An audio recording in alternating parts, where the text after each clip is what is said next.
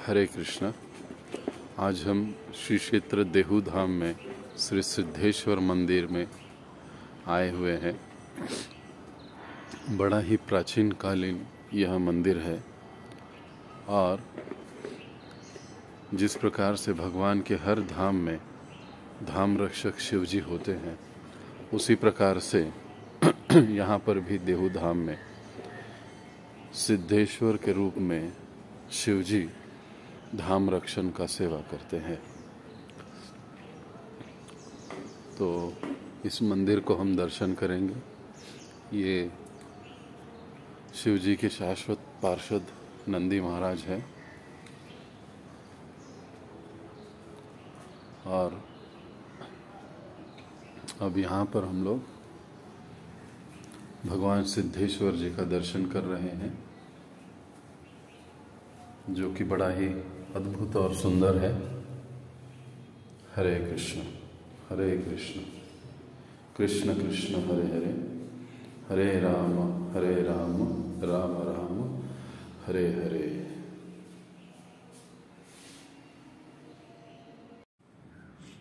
हरे कृष्ण कृष्ण कृष्ण हरे हरे, हरे राम राम राम हरे हरे।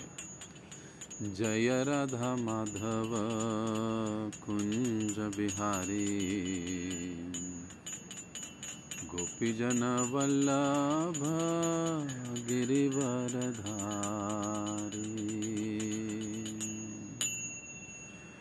जय राधा माधव कुंज बिहारी, गोपीजन वल्लभ गिरिवरधारी।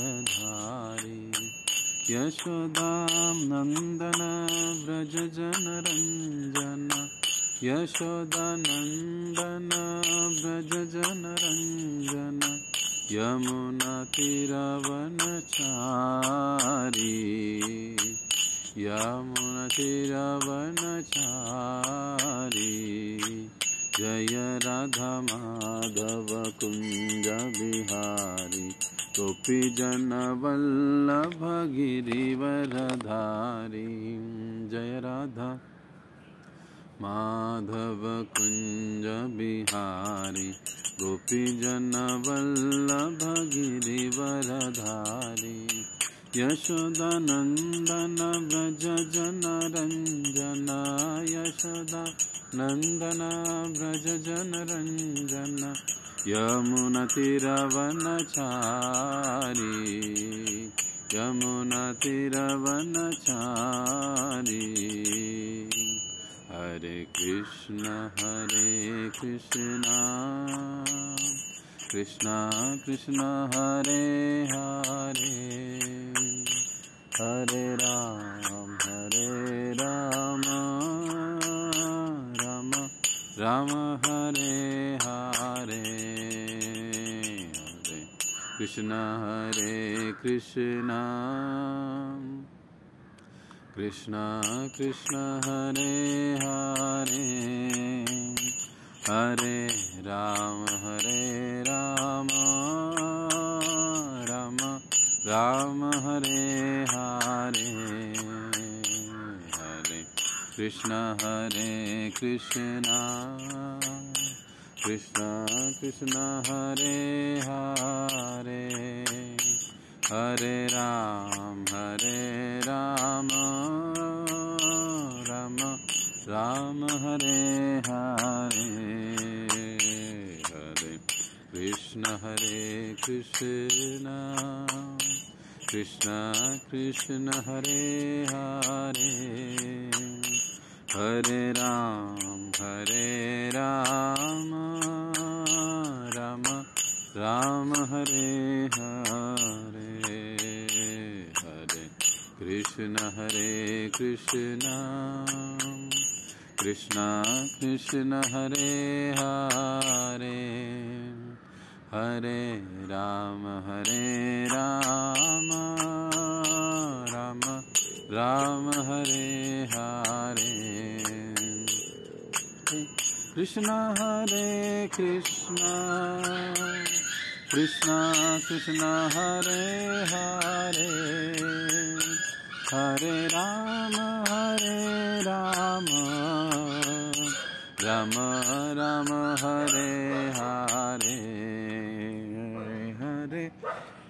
कृष्ण हरे कृष्ण कृष्ण कृष्ण हरे हरे हरे राम राम राम हरे हरे हरे कृष्ण कृष्ण हरे हरे हरे राम राम राम हरे हरे हरे कृष्ण कृष्ण कृष्ण हरे हरे हरे राम राम राम हरे हरे हरे कृष्ण कृष्ण कृष्ण हरे हरे हरे राम राम राम हरे हरे हरे कृष्ण कृष्ण कृष्ण हरे हरे हरे राम राम राम हरे हरे। बोलो श्री श्री राधा कुंज बिहारी भगवान की जय। श्री श्री राधा कृष्णचंद्र भगवान की जय। श्री श्री विठ्ठल रुक्मिणी भगवान की जय। श्री क्षेत्र देहुधाम की जय। धाम रक्षत सिद्धेश्वर भगवान की जय। ओम नमो भगवते वासुदेवाय।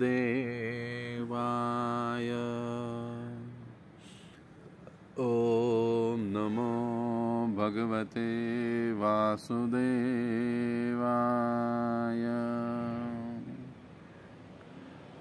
ओम नमो भगवते वासुदेवाय।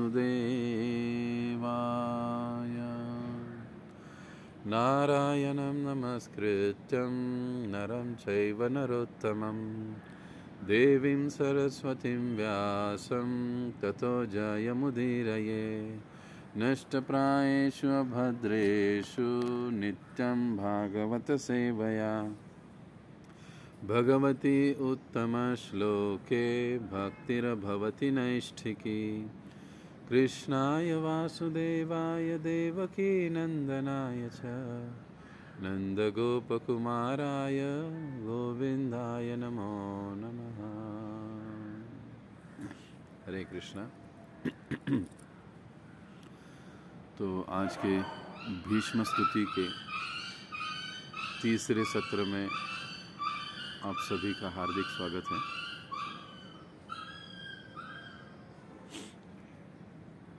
आज द्वादशी का दिन है और आज हम श्री क्षेत्र देहुधाम में धाम रक्षक सिद्धेश्वर भगवान या शिवजी के स्थान पर बैठे हैं और वहाँ से हम इस कथा को कर रहे हैं।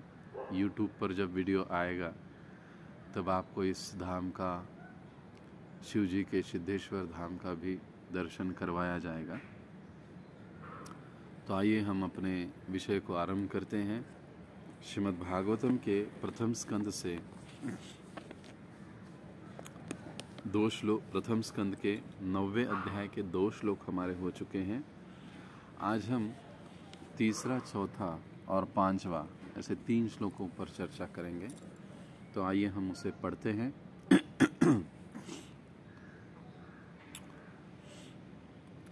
भगवानपि विप्रर्षै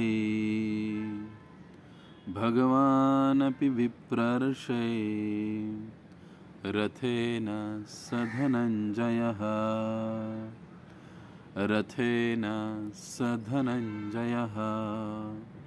सतैर्व्यरोचत नृपः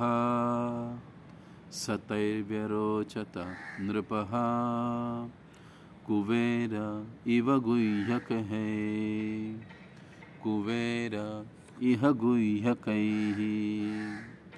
भगवानपि विप्रर्षै रथेन सधनञ्जयः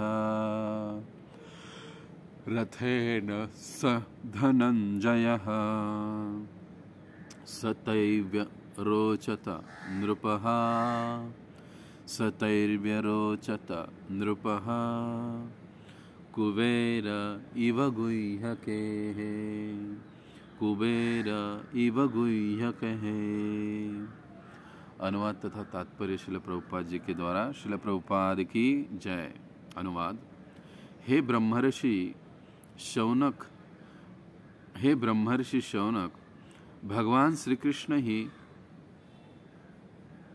अर्जुना समवेत रथातून तेथे आले। त्यावेळी युधिष्ठिर महाराज यक्षांसमवेत चाललेल्या कुबेरासारखे वैभव संपन्न शोभून दिसत होते। पांडवांनी अगदी राजोचित थाटाने भीष्मदेवांच्या समोर यावे आणि त्यांची सुस्थिती पाहून भीष्मांना आपल्या अंतिम समयी समाधान लाभावे अशी श्रीकृष्णांची इच्छा होती। कुबेर हा देवतांमधील अतिशय श्रीमंत देव आहे। युधिष्ठिर त्याच्यासारखे शोभून दिसत होते। हे वर्णन उचितच आहे। श्रीकृष्णांच्या संगतीने मिरवत येणे हे युधिष्ठिरांच्या राजैश्वर्याला योग्यच असे होते।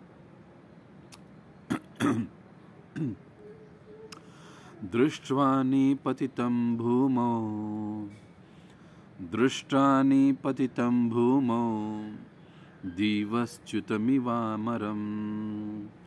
दिवश्च्युतमिवामरं प्रणेमुः पाण्डवा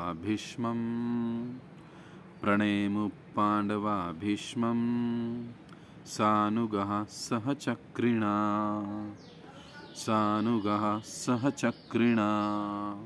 अनुवाद आणि तात्पर्य प्रभुपादांद्वारा। अनुवाद।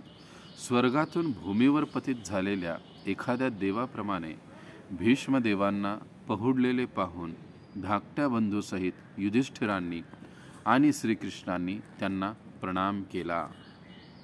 तात्पर्य। भगवान श्रीकृष्ण युधिष्ठिर महाराजांचे कनिष्ठ मामे बंधू होते। तसेच ते अर्जुनाचे प्रिय मित्रही होते। असे असले तरी सर्व पांडव परिवाराची भगवान श्रीकृष्ण साक्षात भगवंत आहेत अशी दृढ श्रद्धा होती। भगवंत देखील नेहमीच आपल्या भगवत्तेची जाणीव असूनही मानवी शिष्टाचारांना धरून वागत असत।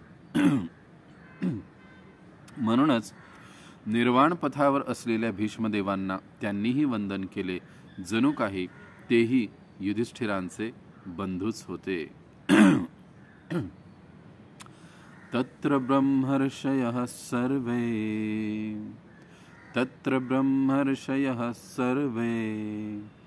देवर्षयश्च सत्तमा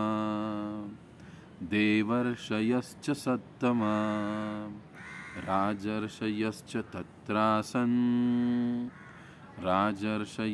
तत्रासन् द्रष्टुं भरतपुंगवम्।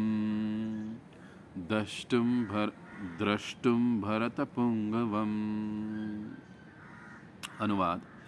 राजा भरताच्या कुळातील त्या श्रेष्ठ पुरुषाचे दर्शन घेण्यासाठी विश्वातील देवर्षी, ब्रह्मर्षी, राजर्षी असे सर्वच गुणसंपन्न श्रेष्ठात्मे त्या ठिकाणी एकत्र झाले होते। आध्यात्मिक प्रगतीच्या मार्गाने ज्यांनी परिपूर्णता मिळवली त्यांना ऋषी असे म्हणतात। अशी आध्यात्मिक सिद्धी कोणालाही मिळवता येते, मग तो राजा असो वा साधू संन्यासी असो। भीष्मदेव स्वतःही ब्रह्मर्षीच होते। ते भरत कुळातील वंशजात प्रमुख होते। ऋषी सत्वगुणी असतात। भीष्मदेवांसारखा थोर योद्धा थोड्याच काळात मृत्यू सामोरा जाणार क्षमा करा हे कळल्यावर त्यांच्या दर्शनासाठी हे सगळे तेथे आले होते। ओम अज्ञानतिमिरान्धस्य ज्ञानाञ्जनशलाकया चक्षुरुन्मीलितं येन तस्मै श्रीगुरवे नमः। श्रीचैतन्यमनोभीष्टं स्थापितं येन भूतले स्वयं रूप कदा मह्यं ददाति स्वपदान्तिकं।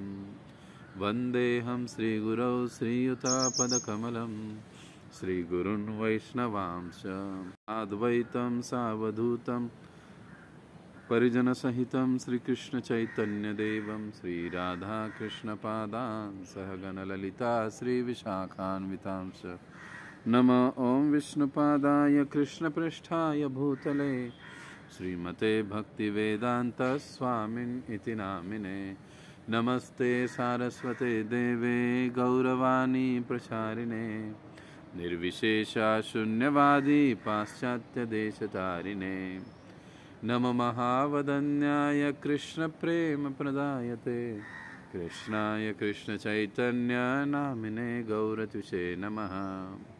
हे कृष्ण करुणा सिंधो दीनबंधो जगत्पते गोपेश गोपिका कांत राधा कांत नमस्तुते तप्त कांचन गौरांगी श्री राधे वृंदावनेश्वरी ऋषभानुसुते देवी प्रणमामि हरिप्रिये वाञ्छाकल्पतरुभ्यश्च कृपा सिन्धुभ्य एव च पतितानां पावनेभ्यो वैष्णवेभ्यो नमो नमः।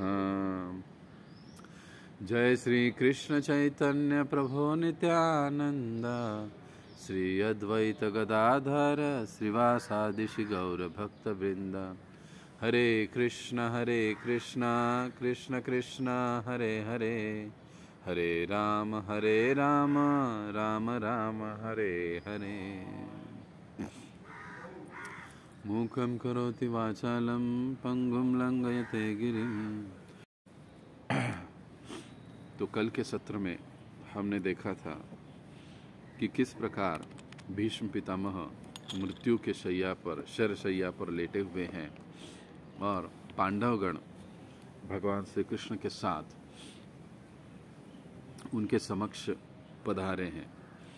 जैसे कल हम चर्चा कर रहे थे कि यह भगवान श्री कृष्ण की ही इच्छा थी।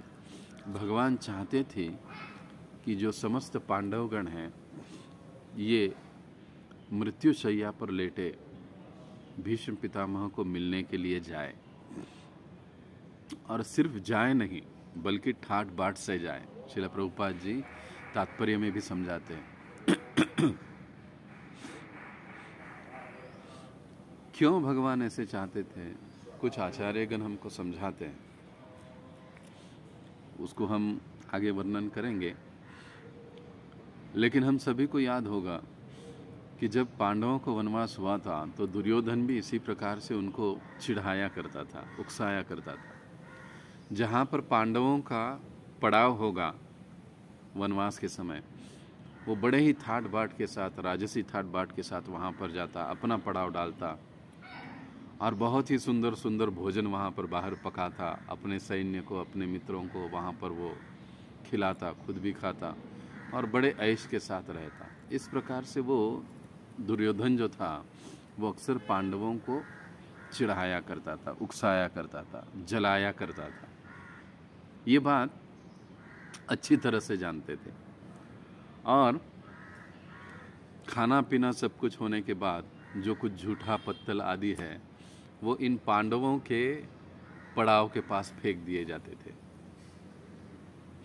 ताकि वो देखे कि आप तो वनवासी हो, आपको तो खाने को कुछ नहीं मिल रहा है, लेकिन मैं तो एक राजा हूँ, राजा का पुत्र हूँ, और कैसे हम लोग राजसी ठाट बाट से रहते हैं। आप तो देखो एक निर्धन की तरह जीवन व्यतीत कर रहे हो। ऐसे वो उनको उकसाया करता था। ये बात भीष्म पितामह क्षमा करें, भगवान श्री कृष्ण भी जानते थे। और इसी कारणवश अब ये जो समय है, इस समय भगवान चाहते हैं कि पांडवों के वो जो दिन थे दुख के और कष्ट के, अब पूरी तरह से कट चुके हैं। और अब ये राजसी ठाट बाट जो है पांडवों का, वो हमेशा के लिए रहने वाला है। और ये ठाट बाट दिखाने के लिए भीष्म पितामह को भगवान कहते हैं कि आप सभी राजसी वस्त्रों के साथ चलिए और ये भगवान की योजना थी, क्योंकि पांडवों को इस अवस्था में राजसी ठाट बाट में देखकर भीष्म पितामह प्रसन्न होने वाले थे। ये जो बात है ये भगवान जानते थे, क्योंकि मनस्वी, जैसे हम कल चर्चा किए, कि भीष्म पितामह भी ये समझते थे कि सम्राट बनने के अधिकारी और योग्यता धारण करने वाले तो केवल युधिष्ठिर ही है, दुर्योधन नहीं है। और ये सारा ऐश्वर्य उपभोग उन्हीं के लिए होना चाहिए। जहाँ पर धर्म होता है, जहाँ पर धार्मिक सिद्धांत होते हैं, जहाँ पर भक्त भगवान की इच्छा के अनुसार कार्यकलाप करते हैं, सारा ऐश्वर्य, सारी सुविधाएं वहीं पर होनी भी चाहिए और वहाँ पर होती भी है। इस तत्व को, इस सिद्धांत को भीष्म जी जानते हैं, इसीलिए उनको ये उनकी इच्छा थी और ये बात भगवान जानते थे, इसीलिए वे पांडवों को इस प्रकार से ले जाते हैं। लेकिन अब सिद्धांत की दृष्टि से यदि देखा जाए तो किसी साधु के पास, अब आप कहोगे भीष्म पितामह तो साधु नहीं थे, लेकिन हम सभी को पता होना चाहिए कि वो महाजन थे और साथ ही साथ एक ब्रह्मर्षि भी थे भीष्म पितामह। तो ऐसी किसी साधु के पास जब जाया जाता है तो साधु के पास कभी भी ठाट बाट से नहीं जाया जाता है। बड़ी ही दीन अवस्था में, बड़ी ही हीन अवस्था में अपने आप को प्रदर्शित करते हुए उनके समक्ष जाना चाहिए। इसलिए जब हम वरिष्ठ भक्त वैष्णव के समक्ष जाते हैं उनको मिलने के लिए, या सन्यासियों को मिलने के लिए हम जाते हैं, अपने गुरु को हमें मिलने के लिए जाते हैं, तो बड़े ठाट बाट के साथ जाना ये शास्त्र सम्मत नहीं माना गया है। अधिक से अधिक हमारा हृदय से दीन भाव होना चाहिए।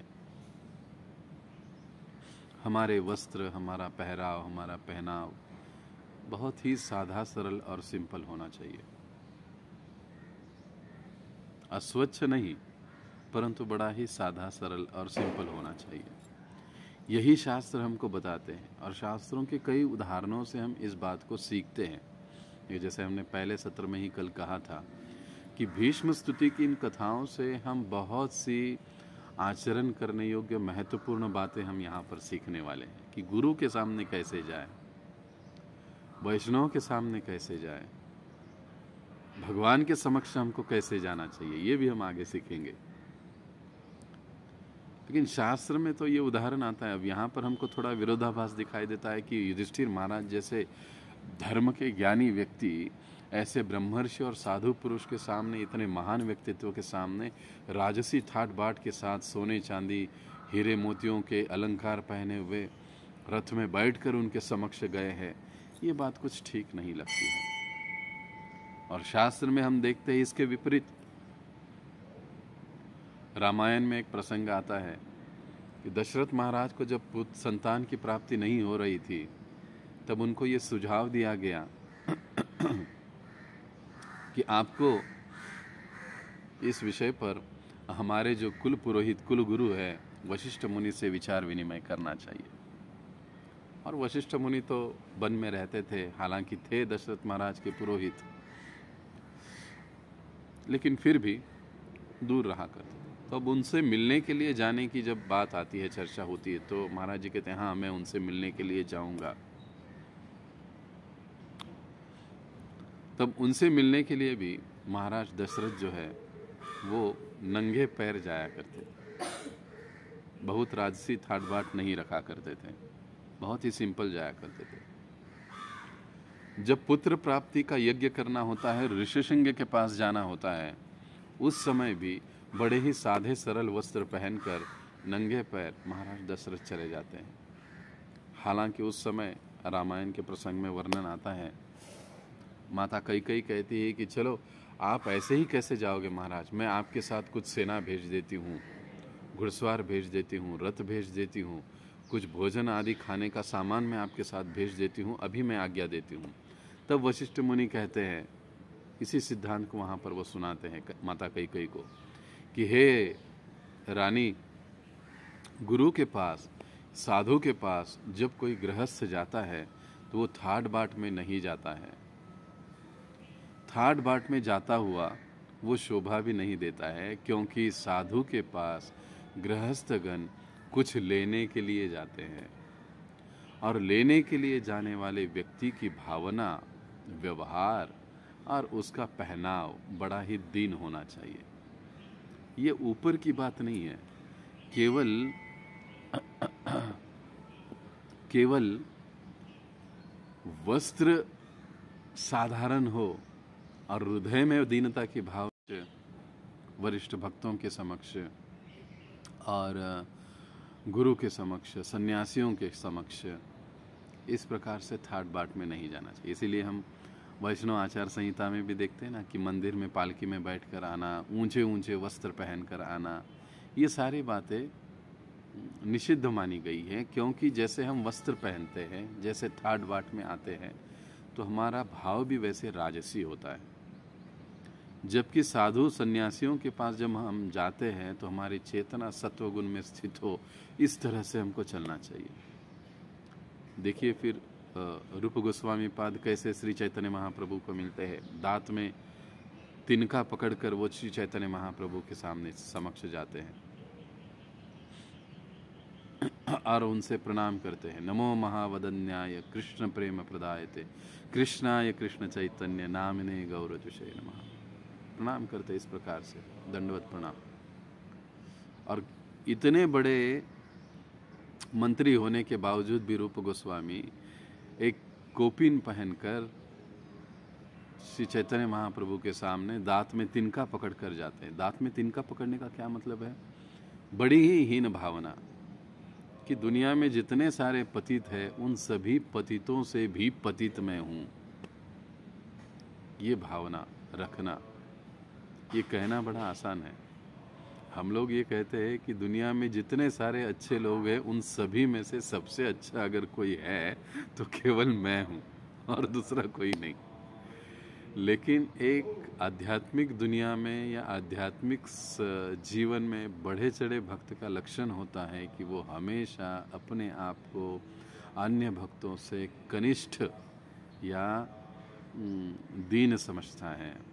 ये केवल दिखाने की बात नहीं है कि सामने सिर्फ हरे कृष्णा झुककर दिखाए और पीछे जाने के बाद फिर हम एक दूसरे के प्रति ऐसी गलत बातें करें। नहीं, पीछे भी हमें, पीठ पीछे भी सभी वैष्णवों के प्रति हमें आदर के साथ, सम्मान के साथ ही बात करना चाहिए और सामने भी हमें वैसे ही पेश आना चाहिए। ढोंग भक्तों के जीवन में नहीं होना चाहिए।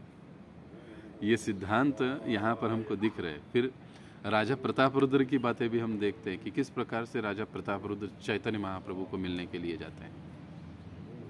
तो चैतन्य महाप्रभु को मिलने के लिए जब राजा प्रतापरुद्र जाते हैं तो वो भी अपने राजसी वस्त्रों को त्याग कर जाते हैं। और हम देखते हैं कि कैसे इन चारों पर, महाराज दशरथ पर भी उस साधु की, वशिष्ठ मुनि की कृपा होती है, और फिर राजा द्रुपद को भी अपना इच्छित उस साधु के द्वारा मिल जाता है। फिर रूप गोस्वामी को भी श्री चैतन्य महाप्रभु का आश्रय मिल जाता है। राजा प्रतापरुद्र को भी श्री चैतन्य महाप्रभु स्वीकार कर लेते हैं। ये विनम्रता आध्यात्मिक जीवन में, सहनशीलता, ये दीन भाव आध्यात्मिक जीवन में बहुत महत्वपूर्ण है। अपने हिस्से में जो भी आता है, चाहे सेवा हो, अपमान हो, डांट हो, उसको हर्ष के साथ, आनंद के साथ स्वीकार करते हुए आगे चलना, ये दीन भाव का प्रमुख लक्षण है। निंदा हो, उसको सहन करते हुए आगे चलना, ये दीन भाव का सर्व एक महत्वपूर्ण लक्षण है। तो एक भक्त को अपने जीवन में, आज के समय में, इस पंचक में, मैं भी अपने आप का इस माध्यम से परीक्षण करता हूँ कि मुझे भी इन चीज़ों की बहुत आवश्यकता है।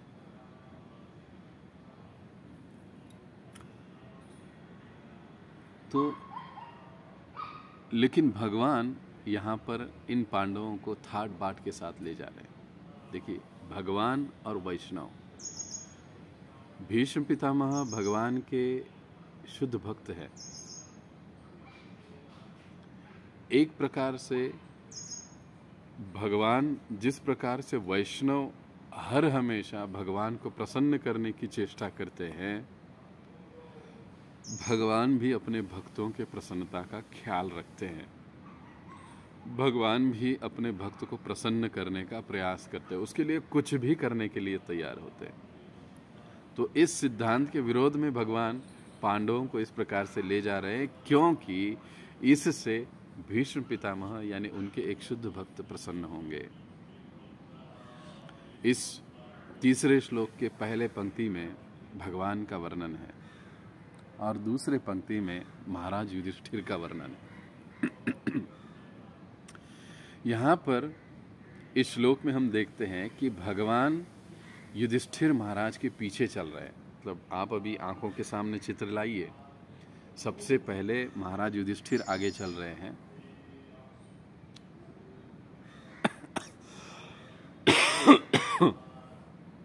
और रथ में आगे हैं, पीछे भगवान श्री कृष्ण। स धनंजय, स धनंजय का मतलब क्या है?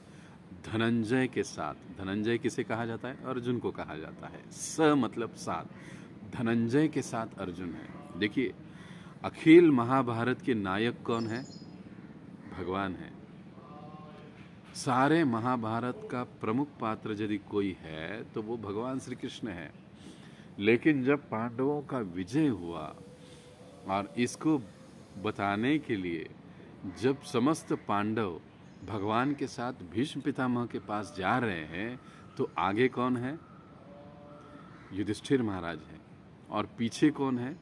अर्जुन और भगवान श्री कृष्ण है। देखिए, हम ऐसे भगवान के शरणागत होने की कोशिश कर रहे हैं कि जो अपने हर क्रिया से विनयशीलता और नम्रता का उदाहरण पेश करते हैं। प्राय क्या होता है, जब कोई सेवा करते हैं हम लोग, जब कोई आध्यात्मिक एक्टिविटी हम लोग करते हैं, कोई डोनेशन देते हैं, कोई दान करते हैं, कोई सेवा करते हैं, तो हमको लगता है कि मुझे आगे होना चाहिए, मैंने सबसे बड़ी सेवा की है, मुझे आगे जाना चाहिए। प्रभु जी है, महाराज है, उन्होंने मेरा नाम पहले लेना चाहिए क्योंकि मैंने इतना बड़ा सेवा किया है। यह भाव अनुचित है। भगवान अपने इस लीला से यहाँ पर समझा रहे, सारे महाभारत के नायक होते हुए भी भगवान युधिष्ठिर महाराज जी के पीछे चल रहे हैं और अर्जुन के साथ चल रहे हैं। उनके पीछे भीम, नकुल, सहदेव आदि और जो कुछ ऋषिगण आए हैं वो चल रहे हैं। देखिए, ये भगवान की विशेषता है। और अगर भगवान इन गुणों के साथ चल रहे हैं तो हम भक्तों को भी इन गुणों को अपने आप में आत्मसात करने की, विशेष रूप से इस कार्तिक महीने में अपना परीक्षण करने की बहुत ज़रूरत होती है। एटलीस्ट मैं सभी के लिए नहीं कह रहा हूँ, मेरे लिए कह रहा हूँ। और हमको ये करना चाहिए समय समय पर। तो अब भगवान इस प्रकार से युधिष्ठिर महाराज को लेकर चल रहे हैं। युधिष्ठिर महाराज आगे हैं और तात्पर्य में प्रभुपाद जी बताते हैं, सुखदेव गोस्वामी भी वर्णन करते हैं कि युधिष्ठिर महाराज ऐसे लग रहे हैं जैसे कुबेर आगे चल रहे हैं और उनके पीछे सारे यक्ष चल रहे हैं। महाभारत में या शास्त्रों में वर्णन आता है कि कुबेर जी जब चलते हैं तो उनका राजसी ठाठ होता है। बहुत सारे गहने, बड़े ही ऊंचे वस्त्र, आगे दास दासियाँ उनको हवा डुला रही है, कर रही है, रथ में आगे बढ़ रहे हैं और पीछे उनकी सारे जो सेवक गण हैं वो चल रहे हैं। ऐसे राजसी ठाठ के साथ वो चलते हैं कुबेर। तो तुलना की जा रही है कि जैसे कुबेर से भी ऐश्वर्यशाली युधिष्ठिर महाराज यहाँ पर प्रतीत हो रहे हैं, और क्योंकि उनके पीछे जो है भगवान श्री कृष्ण चल रहे हैं। अब देखिए, भगवान श्री कृष्ण चल रहे हैं। भगवान श्री कृष्ण ने अब यहाँ पर भी रथ लिया है और रथ में चल रहे हैं। अब ये भगवान श्री कृष्ण का अपना रथ है।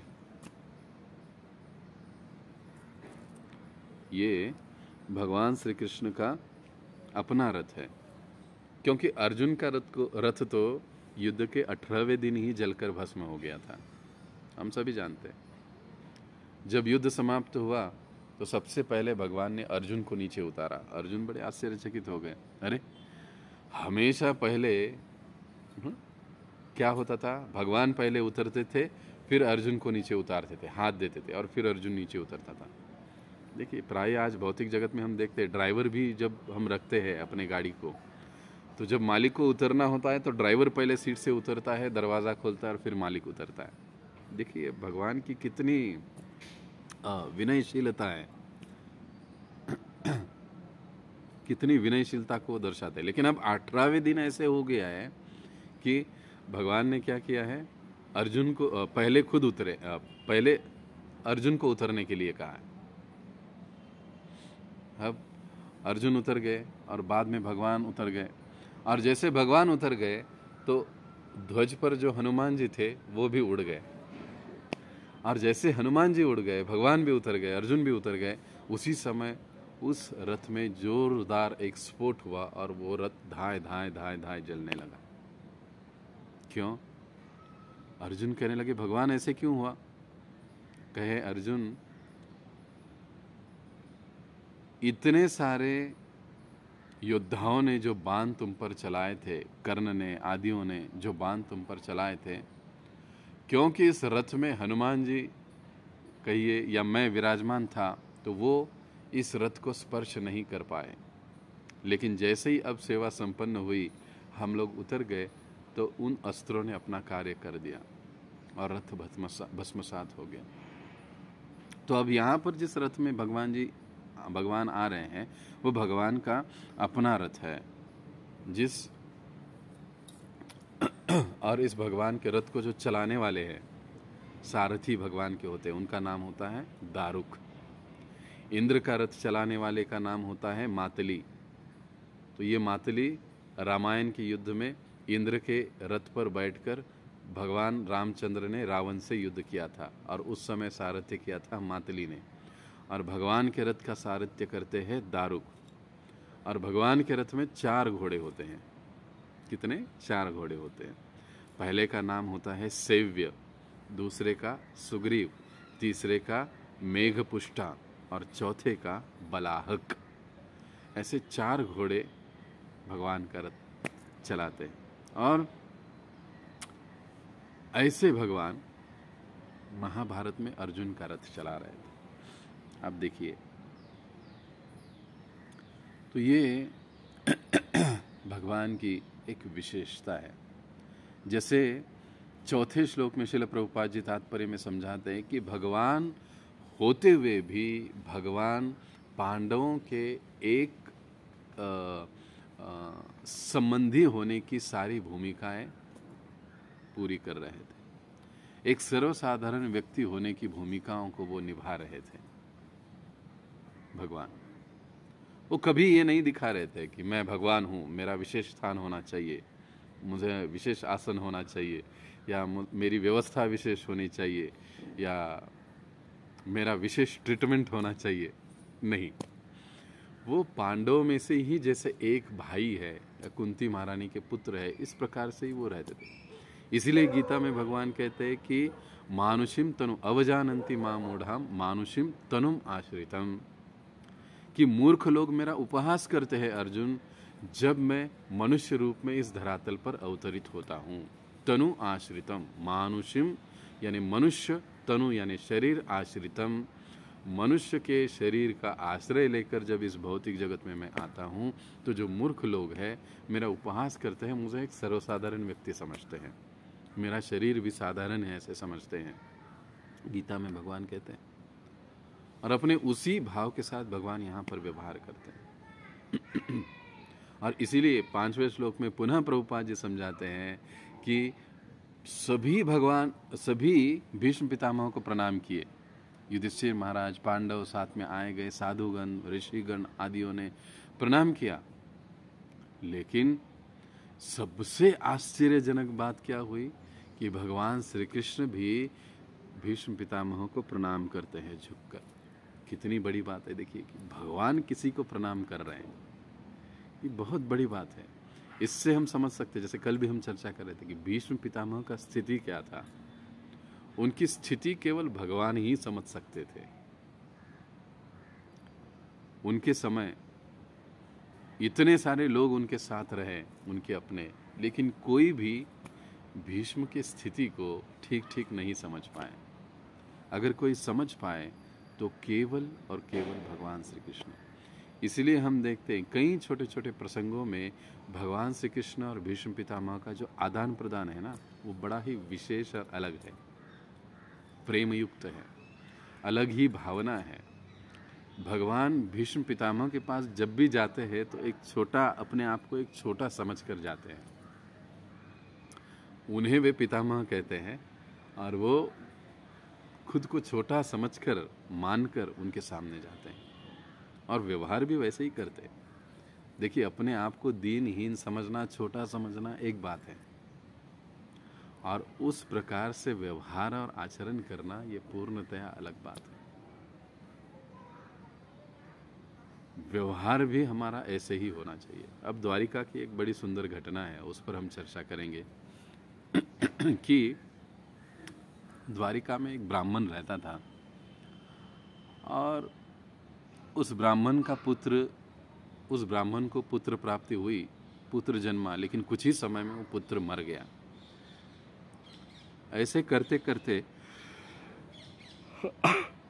ब्राह्मण के 6 पुत्र मर गए। क्षमा करें, ब्राह्मण के 6 पुत्र मर गए।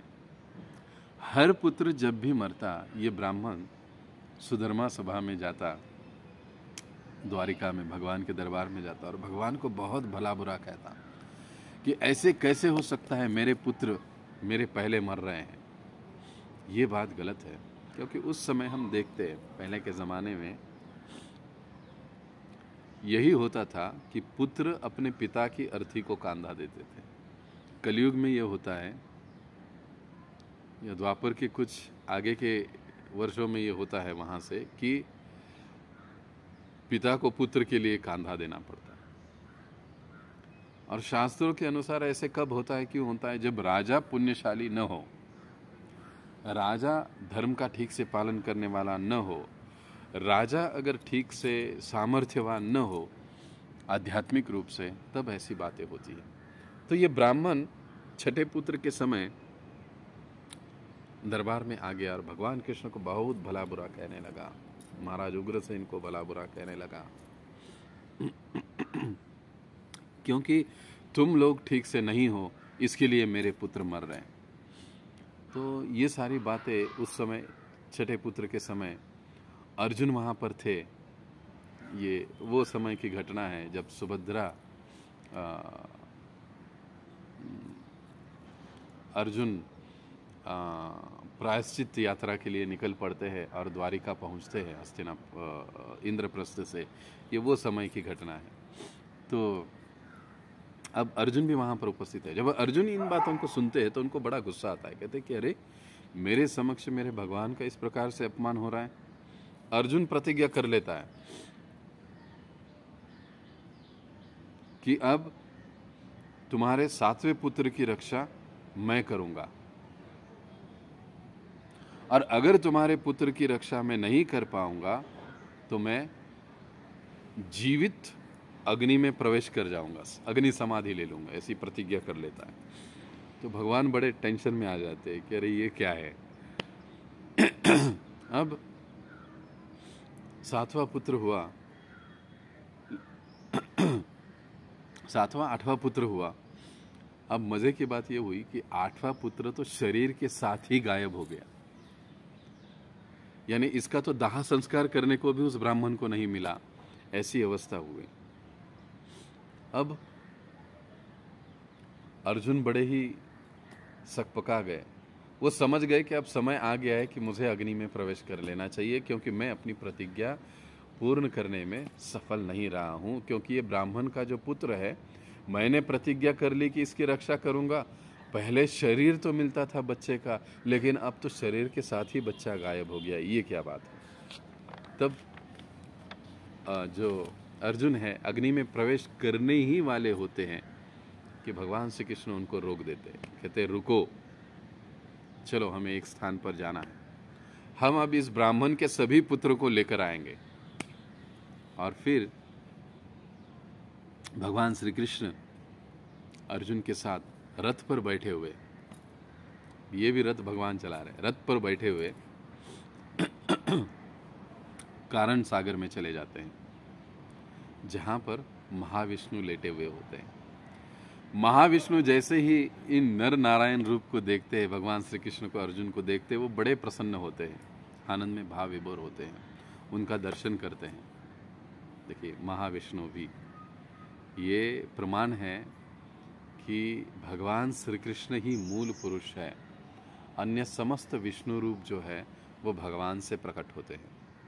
कई बार लोगों की गलतफहमी ये होती है कि कृष्ण विष्णु से आते हैं, लेकिन ऐसे नहीं है। कृष्ण से ये विष्णु तत्व भी प्रकट होते हैं आगे। तो बड़े प्रसन्न होते हैं महाविष्णु, उनका दर्शन करते हैं। अब ब्राह्मण को ये तकलीफ हुई, ब्राह्मण की ये सारे बच्चों का मौत हुआ या उनका निधन हुआ, इसका कारण क्या था?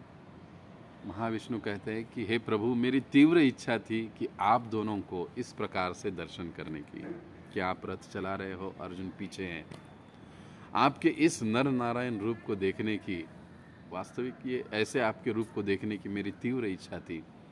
और मैं जानता था कि अगर मैं ऐसा कुछ करूँगा तो ब्राह्मणों को जब तकलीफ होती है तो आप कुछ भी कर गुजरते हैं, और मैं जानता था कि आप यहाँ पर ज़रूर आओगे, इसीलिए मैंने ये सब किया। और फिर सभी पुत्रों को महाविष्णु लौटा देते हैं, और भगवान उन पुत्रों को लेकर, और अर्जुन उन पुत्रों को लेकर पुनः द्वारिका में आते, ब्राह्मण को लौटा देते। तो देखिए, ऐसे भगवान ब्राह्मणों के लिए, अपने भक्तों के लिए कुछ भी कर जाते हैं। इसलिए उनको कहा जाता है गो ब्राह्मण्य हिताय च। गौ और ब्राह्मणों का हित चाहने वाले या करने वाले, और वो हित कैसा? सदैव हित चाहने वाले और करने वाले, सदैव, सदा सर्वकाल। ऐसे नहीं कि आज के लिए, कल के लिए, 2 दिन के लिए, 10 दिन के लिए, नहीं, सदैव। गो ब्राह्मण्य हिताय च, जगत हिताय कृष्णाय गोविंदाय नमो नमः। तब दूसरे लाइन में जो स धनंजय शब्द आता है, तो स धनंजय, स का मतलब है धनंजय के साथ भगवान है। ये स जो शब्द है भगवान के लिए आया है। पहला स युधिष्ठिर महाराज के लिए था, दूसरा स ये भगवान के लिए आया है। अब धनंजय शब्द का मतलब क्या है? कि असीमित धन अर्जित करने वाला।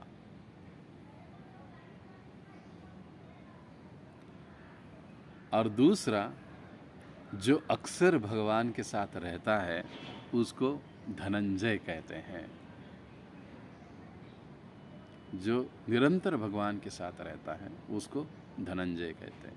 और जो भगवान के साथ रहता है उसके साथ धन या धन की देवी लक्ष्मी अनायास रूप से ही रहती है। इसलिए हमें हमेशा प्रयास करना चाहिए कि हम हर समय, हर क्षण भगवान के साथ रहे। इसलिए का मतलब धन प्राप्ति के लिए नहीं ये वैष्णव का, भक्तों का उद्देश्य नहीं होता है। लेकिन यदि हम निरंतर भगवान के साथ रहने का प्रयास करते हैं तो बाकी समस्त भौतिक आवश्यकताओं की पूर्ति भगवान कर देते हैं भक्तों के लिए। अर्जुन को असीमित धन की प्राप्ति करने वाला कहा जाता है। जब राजसूय यज्ञ होता है तो यज्ञ के बाद अर्जुन उत्तर दिशा में युधिष्ठिर महाराज के गौरव को बढ़ाने के लिए और समस्त राजाओं को जीतने के लिए निकल पड़ते हैं। पूरी उत्तर दिशा में निकल पड़ते हैं। वे कर वसूलते हैं, कई सारे राजा उनके मांडलिक बन जाते हैं, उनके अधीन आ जाते हैं युधिष्ठिर महाराज के।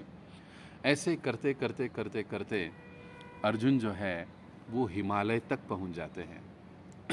अब हिमालय के उस पार हरिवर्ष और हरिवर्ष के उस पार किम पुरुष वर्ष, ऐसे 2 लोक हैं। अब ये आज दिखाई नहीं देते हैं आज की दुनिया में, आज के समय में, लेकिन ये शास्त्रों की बातें हैं और सत्य ही है। तो हरिवर्ष और किम पुरुष वर्ष, जहाँ मनुष्य नहीं जा सकता, अर्जुन वहाँ तक पहुँच चुके थे। किम पुरुष वर्ष में जैसे ही अर्जुन पहुँचे, वहाँ के द्वारपाल ने उन्हें रोक दिया। कहने लगे कि अरे, आप कोई साधारण व्यक्ति नहीं लगते हो, आप तो बहुत महान व्यक्ति तो हो, क्योंकि कोई साधारण पुरुष या व्यक्ति या मनुष्य इस स्थान तक नहीं आ सकता। लेकिन मैं आपसे विनती करता हूँ कि आप जिस इच्छा से आए हो धन प्राप्त करने के, आपकी वो इच्छा पूर्ण होगी, लेकिन कृपया इस द्वार से अंदर न जाइए। यहाँ से अंदर जाओगे तो आपको कुछ दिखाई नहीं देगा, वो द्वारपाल कह रहा है। तो इसलिए मेरा ये अनुरोध है कि मैं आपको जो चाहिए वो सारे उपहार मैं आपको दिए देता हूँ और आप यहाँ से लौट जाइए। तो बड़ी प्रचुर मात्रा में धन, संपदा, उपहार वहाँ से अर्जुन प्राप्त करते हैं और पुनः अपने राज्य में इंद्रप्रस्थ लौट आते हैं। तो इस तरह हम देखते हैं कि अर्जुन अपनी योग्यता पर, अपनी वीरता से, अपनी योग्यता से असीमित धन एकत्रित कर सकता था और किया भी था।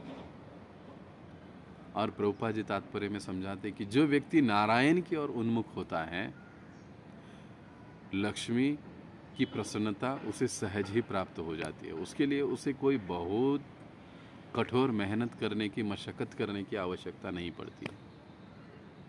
लेकिन हमको गंभीरता से नारायण की ओर, जैसे गुणों की हम चर्चा कर रहे थे, उन गुणों के साथ हमें नारायण की ओर उन्मुख होने की आवश्यकता है।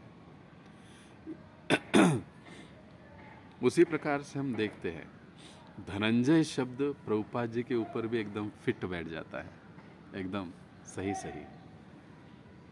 40 रुपए के साथ श्रील प्रभुपाद जी गए थे पाश्चात्य जगत में,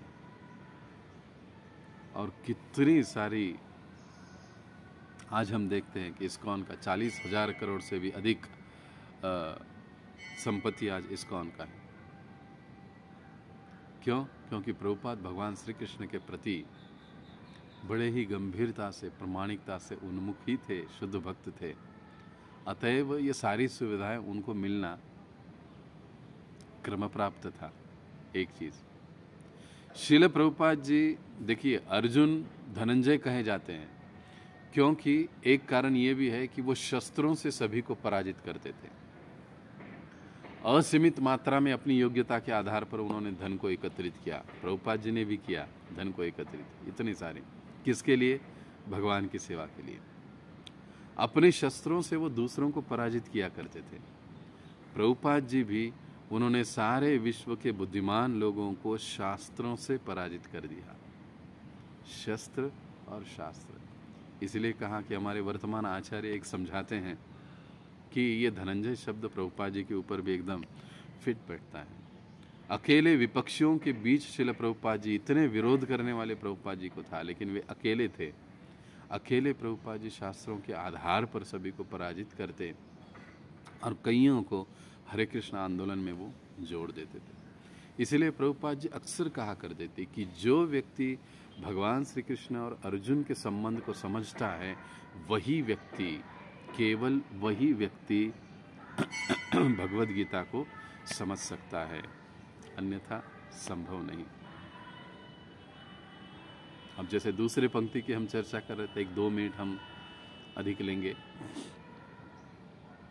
युधिष्ठिर महाराज के लिए स शब्द का प्रयोग आया। दूसरे पंक्ति में तो युधिष्ठिर महाराज जी के भी अपने कुछ गुण और विशेषताएं हैं। शास्त्र हमें समझाते, विशेष रूप से विश्वनाथ चक्रवर्ती ठाकुर कहते हैं कि युधिष्ठिर जहाँ पर भी उपस्थित होते हैं, ये युधिष्ठिर महाराज जी का एक गुण है, जहाँ पर भी उपस्थित होते हैं, उनके उपस्थित होने से ही वहाँ का वातावरण धर्मशील बन जाता है, धर्मयुक्त बन जाता है। कैसे बन जाता है? धर्मयुक्त बन जाता है। ये उनका गुण है।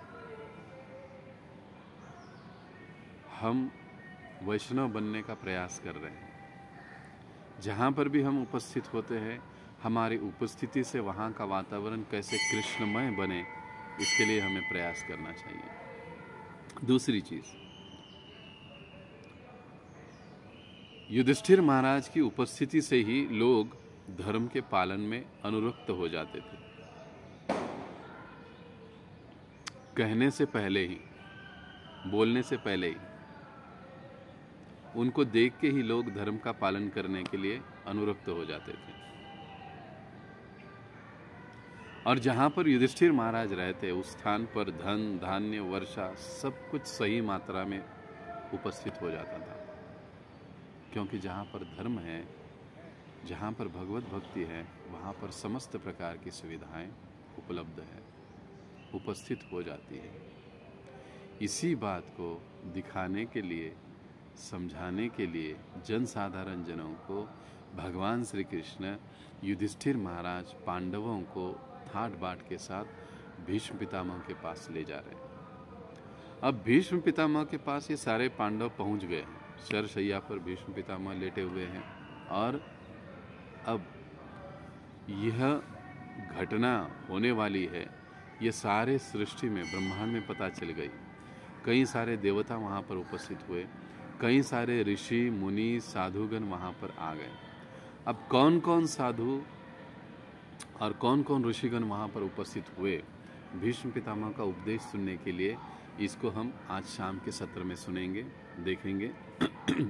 और उन सभी ऋषियों की, मुनियों की महत्ता कहिए, उनका वर्णन कहिए, हम संक्षेप में समझने की कोशिश करेंगे। तो हम यहाँ पर रुकेंगे। बहुत बहुत धन्यवाद। हरे कृष्ण। जगत गुरु श्रील प्रभुपाद की जय। संत श्रेष्ठ श्री तुकाराम महाराज की जय। श्री देहु धाम की जय। सिद्धेश्वर धाम की जय। निताई गौर प्रेमानंदे। हरि हरि बोल।